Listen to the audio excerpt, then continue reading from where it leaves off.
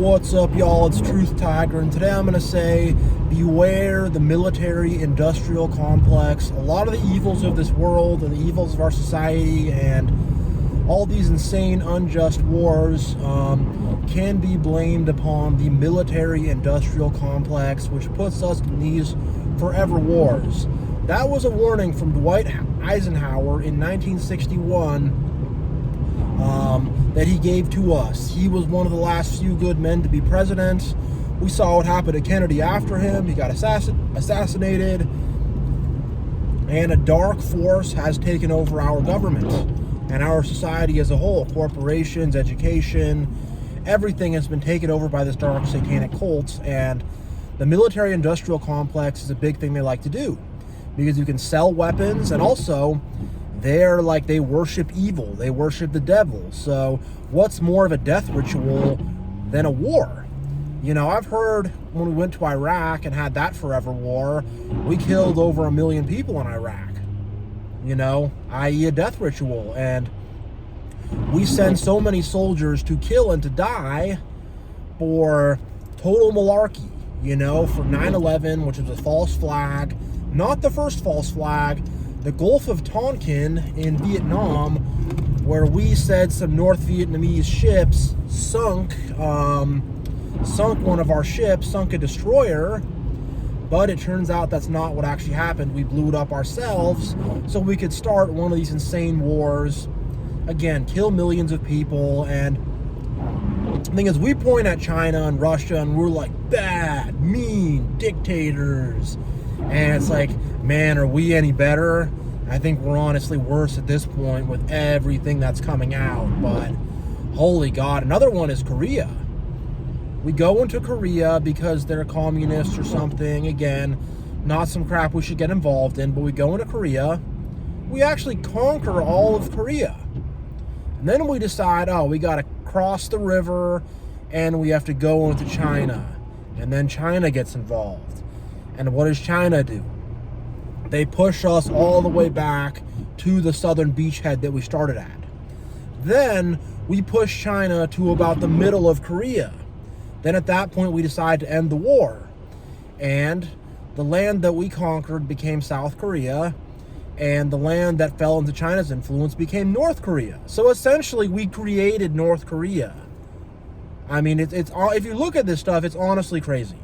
It's honestly insane. And right now we're in Iran. You know, the Epstein War, Operation Epstein Fury, whatever.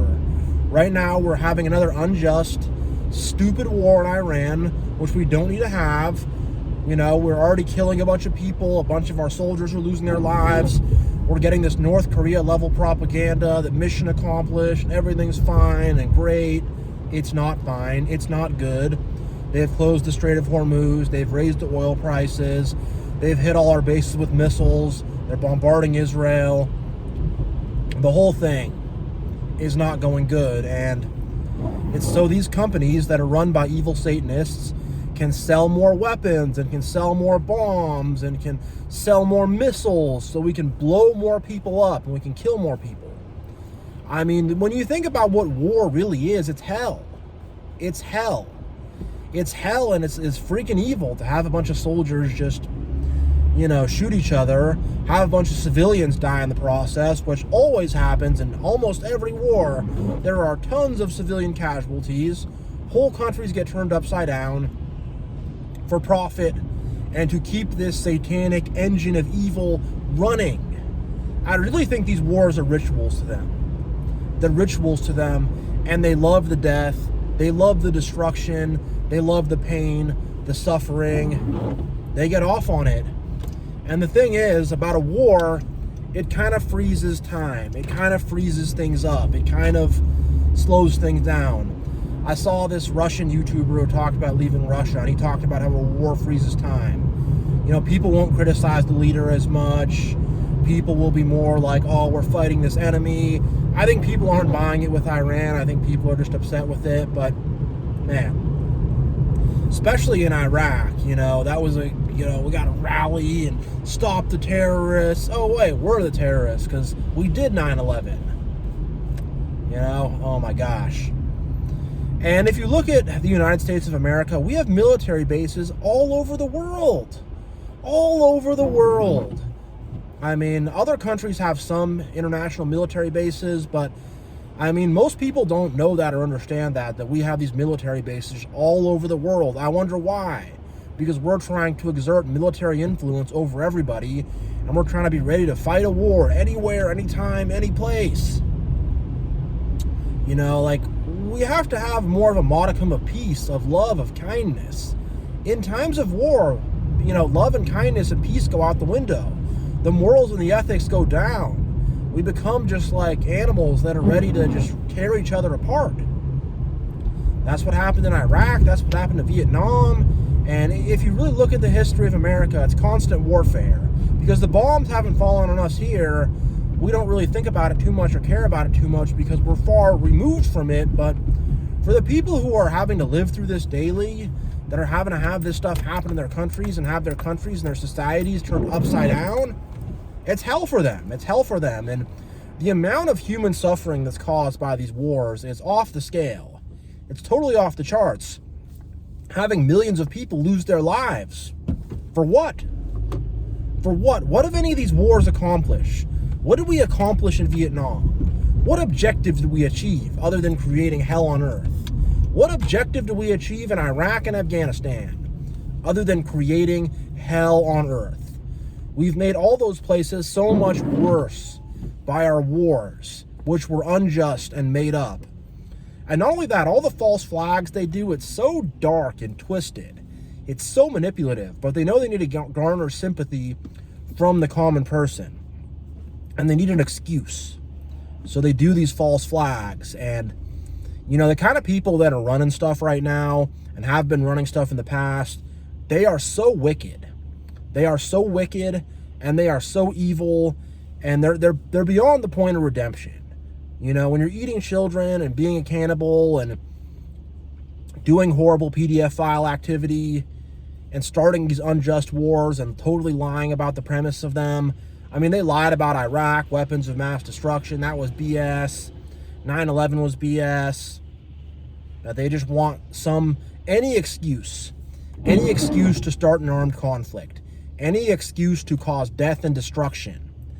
And the thing is, like, the trauma of war, like, it breaks people down. It breaks down the citizens, where the citizens just are put more into a state of blind obedience, where, like, well, we have this enemy we have to defeat, so we have to allow more authoritarian things to happen. And if the economy's bad and if all this bad stuff's happening, well, whatever, we have this enemy we have to beat. And then it'll all be okay once we end the war. But they're going to make another war because they make these wars out of thin air for no reason. And I just think about what the world would be like if we didn't have this awful, awful military-industrial complex. There would be so much more peace, so much more progress, so much more happiness. I mean, the economy would be so much better. Human advancement would advance. I mean, people would just have so much more happiness and love and kindness if we could just stop all these nasty wars. I mean, it's just such a basic evil, but they perpetuate it. They perpetuate it, and I mean, seriously, if we don't do something about this, it could lead to World War III, and they could throw us into a massive conflict. And the thing about soldiers is soldiers are very programmed. You follow orders. You put your right boot on, you lace it up in the proper military technique. You put your left boot on, you lace it up in the proper technique. You clean your bed lock, you clean your foot locker like this. You clean your rifle like this. You march in a perfect line, and you follow orders. And that's why the military, like the drill sergeants, will be, you useless maggot. That's why they do that, to break down their sense of identity and to just turn them into a killing machine. That's why they do it. And it's really awful. It's beyond awful. It's beyond terrible. And it's one of the most atrocious systems or ideologies or whatever you want to call it that we have. It really is. And I'm getting sick of this military-industrial complex. I'm getting sick of these useless wars. You know, Dwight Eisenhower tried to warn us, but we did not heed to his warning. And no matter what happens or who gets elected, They're always going to find some new war to drag us into. It's nonstop with these wars, and they'll make fake promises about how we're not going to have a war and we're not going to do it, but they lie and they start a war anyways. And a lot of people are seduced by this lie and buy into this lie and think that we have to fight these wars. These wars are just. Man, they have done unfortunately, they have done such a good propaganda job in the past, not anymore, but in the past, making us think we're the good guys. We're the good guys. We're liberating the world. Oh, let's go liberate your country. Yeah, a bunch of civilians will lose their lives, and we're going to drop a bunch of bombs and blow stuff up. Does that sound like liberation to you? It's not. It's propaganda. It's a lie. But for a lot of people, they buy into it. They buy into it, this lie of war, and this lie that we are these good, nice liberators, and we're going to make them like the West, when we have caused so many of our own problems. You know, Osama bin Laden, who I do not anymore believe was responsible for 9/11, but Osama bin Laden used to be our friend because we're fighting against, he was fighting against the Soviets trying to invade Afghanistan, so he's our friend. We love Osama. He's so great. And then he becomes our enemy. And we've done that one so many times. We propped up one group, and then 10, 20 years later, we are fighting a war against that same group. It's almost like we're trying to create enemies for us to fight against. I mean, really, like, that's what the war machine sees. It always needs a new enemy to fight. Someone to fire some bullets at. Whether they deserve it or not. Whether it makes sense or not. Whether it's sane or not, whether it's normal or not. And I'm tired of the evil that is perpetuated, because what's happening? What are these wars really? Mass murder. That's really what it is. That's really what it is. And, you know, I don't want to disparage any soldiers or anything like that. I don't mean to, to disparage a soldier at all by saying this, but a lot of soldiers should start to think and be like, hey, do I want to be a part of this? Do I want to put my life on the line? Do I want to have blood on my hands? Because in the end of the day, they could say I'm just following orders and I'm just following along and I'm just doing what I'm told and doing my job. But at the end of the day, they're going to be left with the guilt and the pain and the nightmares of what happens. They will. And a lot of them are just following the matrix and going along with it. And, hey, I'll get some free college. I'll go on an adventure. I'll hang out with my buddies. I'll be chilling with the boys. It's going to be so much fun. We're going to become so close and so tight. But at the end of the day, they're going to be left with a lot of trauma and a lot of guilt and a lot of pain and suffering. And I don't say that to disparage soldiers at all. I really don't. But I've really just been thinking about this military-industrial complex thing and the evil that it brings upon the world and how it will eventually destroy the world and lead to massive war. Because it's not going to just chill out on its own. It's not just going to stop on its own. You're not just going to elect some new politician and then, the wars are going to magically stop. That's not how it works. All these politicians are on the same team and they're on the same side. You look at the Iraq War, Hillary Clinton and the Democrats, they all voted for that too. They all wanted that too, because it's part of their plan. It's part of their sick, disgusting agenda. And these people are sick, disgusting people.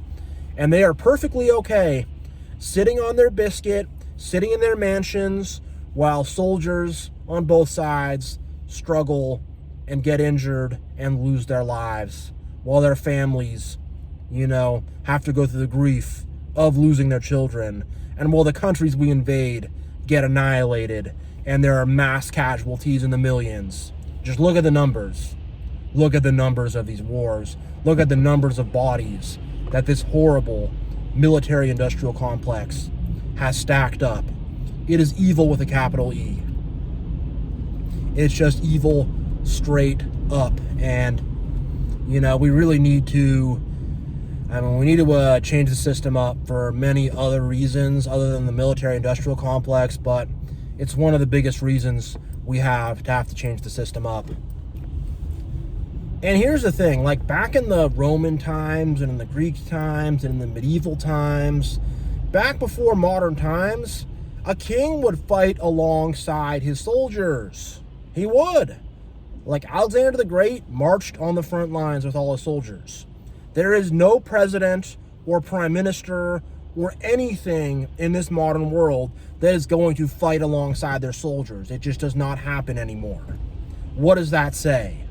These are cowards who just give orders, who don't have to see any of the destruction themselves, who don't have to actually be a soldier themselves, who are not on the front lines experiencing the pain and suffering. Because the whole point of Alexander the Great being on the front lines is he was a leader of men. He's going to say, hey, if you guys are going to go through this stuff, that war is scary. You know, war is emotional. War is kind of hell. And I'm going to go through this hell with you and be at the front lines of this. I don't agree with conquest for the sake of conquest, but I'm just saying that's how the kings of old were. They would fight on the front line to say, hey, I'm not any better than you guys. You know I'm the king, but I'm going to be on the front lines. I could take an arrow. I could get cut down by the sword. I'm going to put myself in the same amount of danger as you all. Because I'm not going to try to hide myself from this brutal reality. I'm not going to be a coward, but our leaders these days are absolute cowards. They hide in their mansions, they hide at home, they hide in the White House while our soldiers suffer, and while the people we attack suffer even greatly. And they completely remove and disconnect themselves from that suffering. I would love to throw these politicians on the battlefield so they can fight these wars that they love so much. Really, really. Put them on the battlefield. Put a rifle in their hands. Put them in harm's way. Make them pull the trigger. Make them have the bullets fly at them. Make them fear losing their own lives. Make them carry the guilt and shame of seeing, of pulling the trigger, of pointing the gun and pulling the trigger at someone and seeing these people lose their lives. Make them carry all that around. Make them have PTSD. Make them feel left up. But no, they sit on their biscuit, they hide, they pull the strings, they pull the levers, and they spread propaganda, and they talk about how the war is so great and how it's awesome and we're liberating them. I wish they could see that liberation firsthand, up close and personal. But we protect these politicians. We think they should just be getting the velvet glove treatment. Completely disconnected from the awful reality that they are creating. From the awful reality that they are giving the orders on. I mean, really. I hate this military-industrial complex, and it's just sort of taken shape in the background, and they have used extremely manipulative methods like false flags to get the public involved, and it's creating a horrible reality in the world. It's manifesting evil, it's manifesting death, pain, suffering, poverty, lack, destruction. It's manifesting all manners of evil. And they get the young men to fight, because once you're in your 30s or 40s or late 20s, maybe you got a family, maybe you've thought about stuff more, but when you're young, you're full of testosterone, you're not really thinking much for yourself. Maybe there's people that don't have a ton of opportunities, and you're like, yeah, I'm going to hang out with my buddies, and it's going to be fun. We're going to shoot some guns off. And, we're all going to be hanging out, and it's going to be this big adventure. It's going to be badass and awesome, and, it's going to be some good, great time. And that's exactly who they want to fight the wars for them. Are young men like that. The younger, the better. As close to 18 as they possibly can get, because the older they get, the less they will want to do something like that. But if they can get them at that young age where they're just, full of piss and vinegar and ready to go and just like not really thinking things through at all, that's their perfect target. And that's why they get that age group of men to fight for them, because at that age, you're not really thinking things through and you'll just kind of go along with whatever. Your identity has not really been fully formed yet, and they know that. So they get a bunch of these young men to die for them and a bunch of these young men to take lives away for them. And then those young men are forced to live the rest of their life with what they did, with what they saw, with what they experienced. And I've known a lot of former soldiers who haven't ended up doing good. You know, I knew a guy who was a soldier who took his own life. I've heard a lot of stories of PTSD, alcoholism, reoccurring nightmares, and they end up messed up. Not to mention the countries that we just utterly annihilate. I mean, think about how those people are feeling, how their families are doing, how things are going when, you know, we've bombed these countries to absolute crap. And it's so immoral and evil and wicked, and there's no justice or love or kindness in it. All this pointless destruction and these pointless wars, it's not the way of God. And they try to make it look like a war of defense, but it's always a war of aggression. Again, the false flags. They try to make it look like we're defending ourselves. But we wouldn't need to go halfway around the world to some random country if we were quote-unquote defending ourselves, which we're not. I really think they just pull out a map and they're like, all right, what third world country can we just completely mess up? Where should we go? Vietnam, the Middle East, South America. I guess we'll go Vietnam. Let's go fuck their shit up. And it's awful. All right. So I'm going to end this video here. Thank you all so much for watching. Much love. God bless. And I will see you all next time.